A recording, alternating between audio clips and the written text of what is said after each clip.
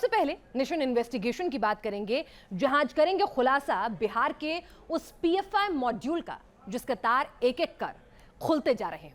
News Nation reporter Rajnish Sinha की exclusive coverage जो ground zero पर जाकर उन्होंने की, जिसमें निकलकर सामने आया कि अरमान और अतर सिर्फ लोगों का ब्रेन वॉश ही नहीं कर रहे थे, बल्कि इन दोनों का कनेक्शन एक ऐसे नेटवर्क से था जो 10 या 20 नहीं बल्कि हजारों नौजवानों को हथियार चलाने की ट्रेनिंग दे चुके थे। जांच एजेंसियों को पटना एयरपोर्ट के नजदीक फुलवारी शरीफ स्टेशन से कुछ ऐसा सामान भी मिला है जिसका इस्तेमाल बम बनाने के लिए किया जा सकता था। वही पटना एयरपोर्ट जहां 12 जुलाई को पीएम मोदी के प्लेन की लैंडिंग हुई थी।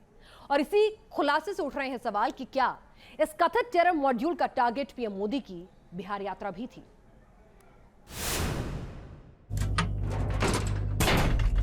इन लोगों का मकसद था कि 2047 तक हिंदुस्तान को इस्लामिक राष्ट्र में कन्वर्ट किया जाए। फुलवारी शरीफ का पीएफआई मॉड्यूल, ये नाम देश भर की मीडिया हेडलाइंस का हिस्सा बना हुआ है और इसी मॉड्यूल से जुड़ी एक बड़ी जानकारी न्यूज नेशन की तफ्तीश के दौरान सामने आई है। ये जानकारी जुड़ी है बारूदी साजिश से जुड़ी। न्यूज नेशन के कैमरे में कैद ये वीडियो जो आप देख रहे हैं, ये फुलवारी शरीफ रेलवे स्टेशन का है और इसी स्टेशन पर जांच एजेंसियों को ऐसा सामान मिला जिससे बम या फिर कोई विस्फोटक बनाया जा सकता था। ये फुलवारी शरीफ का रेलवे स्टेशन है और इस वक्त हम इस रेलवे स्टेशन में मौजूद हैं। आप देखिए, ये इसका एंट्रेंस है जहाँ से हम इंटर किए। फुलवारी शरीफ जो कि पटना से कुछ दूर पर, जैसे ही आप पटना स्टेशन से ट्रेन खुलती है तो नया सचिवालय के बाद वो फुलवारी शरीफ स्टेशन पे आके रुकती है। और देखिए, स्टेशन पे सिक्योरिटी नदारद है, आपको कोई यहाँ नहीं दिखेगा।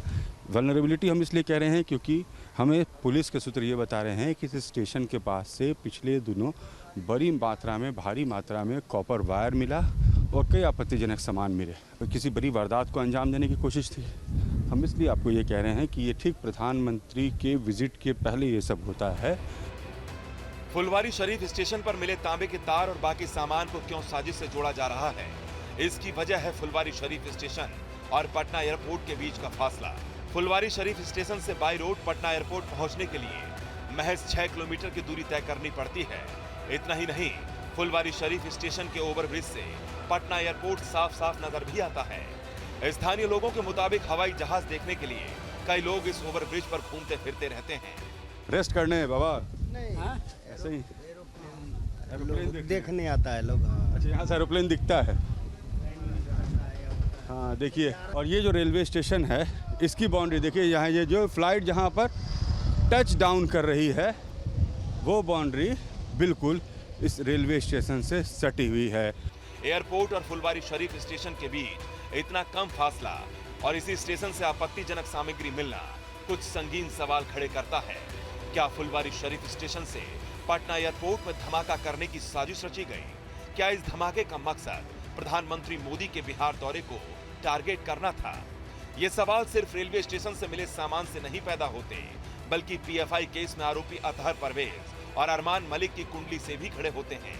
न्यूज नेशन को मिली एक्सक्लूसिव जानकारी के मुताबिक अतहर और अरमान इस कथित टेरर मॉड्यूल के एपिसेंटर थे। अतहर परवेज का काम नौजवानों का ब्रेन वॉश कर उन्हें हथियार चलाने की ट्रेनिंग देना था, जबकि अरमान मलिक का रोल इस मॉड्यूल के लिए फंडिंग का इंतजाम करना था। न्यूज नेशन को एक ऐसा ही ट्रेनिंग कैंप का वीडियो भी मिला है जिसमें नौजवानों को बेसिक फिजिकल ट्रेनिंग और फिर हथियार चलाने की ट्रेनिंग दी जा रही है। बताया जा रहा है कि अतहर परवेज ने तकरीबन 15,000 नौजवानों को इस किस्म की ट्रेनिंग दी थी। पूरे बिहार में ऐसे 15 कैंप थे जिनसे अतहर परवेज और उसके साथी जुड़े हुए थे। ज्यादातर इनके निशाने पर कम पढ़े लिखे बेरोजगार युवक होते थे क्योंकि उनका ब्रेन वॉश करना आसान होता था। पीएफआई मामले में परत दर परत बातें खुलती जा रही हैं। जिस तरीके से परवेज अतहर की गिरफ्तारी हुई, अरमान मलिक की गिरफ्तारी हुई, जलालुद्दीन की गिरफ्तारी हुई और जंगी की गिरफ्तारी हुई, उसके बाद ये पता लगा है कि बिहार भर में ये लोग ट्रेनिंग कैंप चलाया करते थे और एक दो नहीं, 1.5 दर्जन के आसपास इनके ट्रेनिंग कैंप थे। सीमांचल के इलाके में पूर्णिया इनका हेडक्वार्टर हुआ करता था। पटना में फुलवारी शरीफ से ये ट्रेनिंग दिलवाया करते थे। खास बात यह कि दिसंबर 2021 में 12 लोग बाहर से आए थे जिन्होंने खगौल में एक जगह पर रुककर युवाओं को ट्रेनिंग दी थी। ये थी अतहर परवेज की कुंडली। न्यूज नेशन को दूसरे आरोपी यानी अरमान मलिक से भी जुड़ी कुछ जानकारियां हासिल हुई हैं। अरमान मलिक ने दिल्ली की जामिया यूनिवर्सिटी से बीएड किया था, जिसके बाद ये पटना में प्रॉपर्टी डीलर का काम करने लगा। कुछ ही वक्त बाद इसने एक स्कूल खोल लिया और माना जा रहा है कि ये सब इसने उस पैसे से किया जो डोनेशन और चंदे के नाम पर लिया जाता था। वो लोग यहाँ आते थे और यहाँ के युवकों को और बाहर के लोगों को पहले तो आइडियोलॉजिकली रेडिकलाइज करते थे और रेडिकलाइज करने के बाद उनको मार्शल आर्ट के नाम पर आर्म्स की ट्रेनिंग देते थे और उसके बाद ये लोग कहते थे कि आप लोग फैल जाओ और मास जैसे ट्रेनिंग ऑफ ट्रेनर्स फिर जाकर के और लोगों को तैयार करो। अरमान मलिक से जुड़ा एक और बड़ा खुलासा भी हुआ है। खुलासा ये कि अरमान मलिक धोखे से धर्म परिवर्तन भी कराता था। अरमान का भाई पीएफआई का एक्टिव कार्यकर्ता था। अरमान का भाई धर्म परिवर्तन के धंधे से जुड़ा हुआ था और जब अरमान मलिक की पहुंच फंडिंग तक हो गई तो ये भी धर्म परिवर्तन के रैकेट से जुड़ गया। धोखे से धर्म परिवर्तन, ऐसी फंडिंग जिसका हिसाब किताब नहीं है। रेलवे स्टेशन के पास विस्फोटक सामग्री की बरामदगी, हर पहलू इशारा करता है कि फुलवारी शरीफ में पीएफआई से जुड़े ये लोग किसी बड़ी वारदात को अंजाम देने की फिराक में थे। ये वारदात क्या थी, किस तरह की जानी थी, इन सवालों का जवाब जांच पूरी होने के बाद पूरी दुनिया के सामने आ जाएगा। पटना से रजनीश सिन्हा के साथ टीम न्यूज नेशन। हथियार चलाने के लिए ट्रेनिंग कैंप, लाखों की ऐसी फंडिंग जिसका कोई जवाब नहीं दिया जा सका, बम बनाने का सामान, इन्वेस्टिगेशन से एक के बाद एक ऐसे सबूत सामने आ रहे हैं जो आतंकी गतिविधियों की तरफ इशारा दे रहे हैं। बावजूद इसके बिहार पीएफआई से लेकर फुलवारी शरीफ के लोगों तक ऐसी हरकतें की जा रही हैं जो इन आरोपियों की हिमायत करती नजर आती है। आखिर ऐसा क्यों किया जा रहा है? अगर जांच एजेंसियों पर भरोसा नहीं तो फिर इस मॉड्यूल के निर्दोष होने का सबूत लेकर इनकी हिमायती बार बार सामने क्यों नहीं आ रहे? और सवाल यह है कि क्या हिमायती ब्रिगेड को आरोपियों से जुड़ा कोई काला सच पता है जिसको छिपाने के लिए, जिस पर पर्दा डालने के लिए हो हल्ला किया जा रहा है?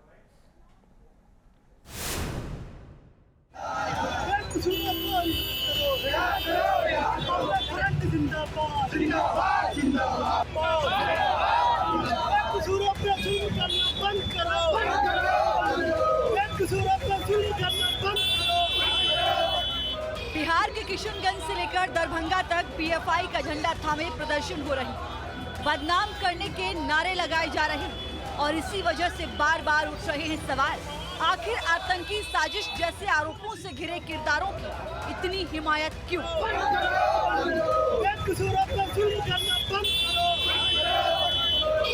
मुर्दाबाद मुर्दाबाद, बीजेपी मुर्दाबाद मुर्दाबाद मुर्दाबाद। बिहार में किस तरह पीएफआई से जुड़े लोग आतंकी मॉड्यूल के आरोपियों की हिमायत कर रहे हैं ये आपने देख लिया, लेकिन जब आप इन हिमायतियों की और पीएफआई के पदाधिकारियों की बातें सुनेंगे तो आपका सिर घूम जाएगा। पुलिस ने एक मनगढ़ंत कहानी गढ़ा है और उसके बाद उन लोगों की गिरफ्तारी करके हमारे पॉपुलर फ्रंट के जो स्टेट की टीम है, हमारे जो लीडर लोग हैं, 26 लोगों को उस अवैध कांड से जोड़ दिया गया है। अच्छा। और इस तरह से हमारी ऑर्गेनाइजेशन को टेररिस्ट से जोड़ने की एक नापाक कोशिश जो है पुलिस कर रही है। पीएफआई के मेंबर्स को अरेस्ट किया गया है, हालांकि पीएफआई के दोनों मेंबर्स नहीं हैं। हमने हमारे स्टेट टीम के साथ कंफर्मेशन लिया है कि दोनों जो है पीएफआई के मेंबर्स नहीं हैं। उसमें से एक आदमी जो है वो बेचारे वो एक ऑफिस के ओनर थे, जिस ऑफिस में लोग कहते हैं कि रेड हुआ है, उनको बुलाया गया था, इन्वेस्टिगेशन लिया गया था और उनको छोड़ दिया गया था। उसके बाद प्रेस कॉन्फ्रेंस के बाद इनका स्टोरी मैच नहीं हो रहा था, इसलिए उन्हें अरेस्ट किया गया था। तो कम्प्लीटली एक बेबुनियाद केस। दरभंगा के पीएफआई वाले इन गिरफ्तारियों को बदनाम करने की साजिश बता रहे हैं, तो बेंगलुरु में दावा किया जा रहा है कि जो लोग गिरफ्तार किए गए हैं उनका पीएफआई से कोई लिंक ही नहीं है। और इसी वजह से कुछ सवाल भी उठ रहे हैं, क्या आरोपियों से कन्नी काटकर पीएफआई के नेता अपना दामन बचाने की कोशिश कर रहे हैं? क्या बिहार पीएफआई को किसी खुलासे का डर है जो वो जांच पूरा होने से पहले ही गिरफ्तारी का विरोध कर रहे हैं? और सबसे बड़ा सवाल ये है कि आखिर सच कौन बोल रहा है और कौन बोल रहा है झूठ? ये सवाल इस वजह से भी गहरे होते जा रहे हैं क्योंकि न सिर्फ पुलिस और एजेंसियां बल्कि फुलवारी शरीफ के स्थानीय लोग मीडिया तक के दुश्मन बने हुए हैं। जब न्यूज नेशन की टीम फुलवारी शरीफ पहुंची थी तो हमारे रिपोर्टर और वीडियो जर्नलिस्ट से भी बदसलूकी की गई। आप लोग यहीं रहते हैं जी? ये जो लाइव दिखाइए ये जो लाइव चल रहा है। ये जो तमाम घटनाएं जो आ रही हैं बातें, बताइए, लाइव चल रहा है? नहीं, रिकॉर्डिंग नहीं, लाइव दिखाइए। लाइव चाहिए। लाइव पर हमारा कहाँ नहीं, रिकॉर्डिंग नहीं चलेगा। इसलिए तो आपसे बात करना है। नहीं सर, पहले लाइव चाहिए। हम बंद कीजिए। अच्छा ठीक है, कैमरा बंद कीजिए। अच्छा ठीक है। अरे तो लाइव व्यू लेकर आएंगे उसके लिए। नहीं, मशीन लाइए, लाइव मशीन लाइए। अच्छा लाइव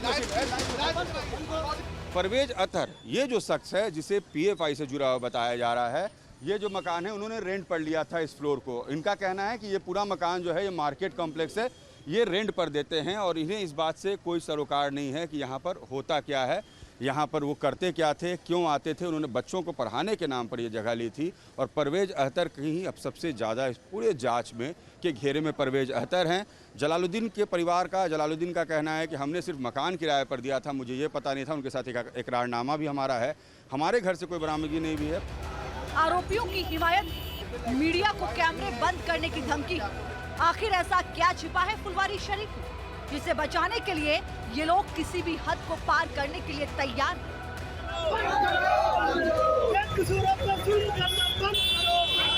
बीजेपी मुर्दाबाद, मुर्दाबाद, मुर्दाबाद। फुलवारी शरीफ से रजनीश सिन्हा के साथ टीम न्यूज नेशन।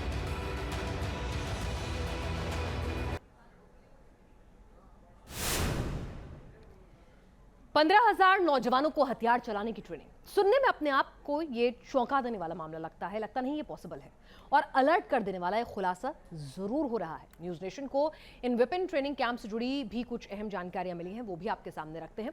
आइए आपको बता दें, इस मॉड्यूल का बड़ा ट्रेनिंग कैंप बिहार के सीमांचल के पूर्णिया जिले में था। इसी कैंप के अतहर परवेज अपनी गतिविधियों को आगे बढ़ाना चाहता था।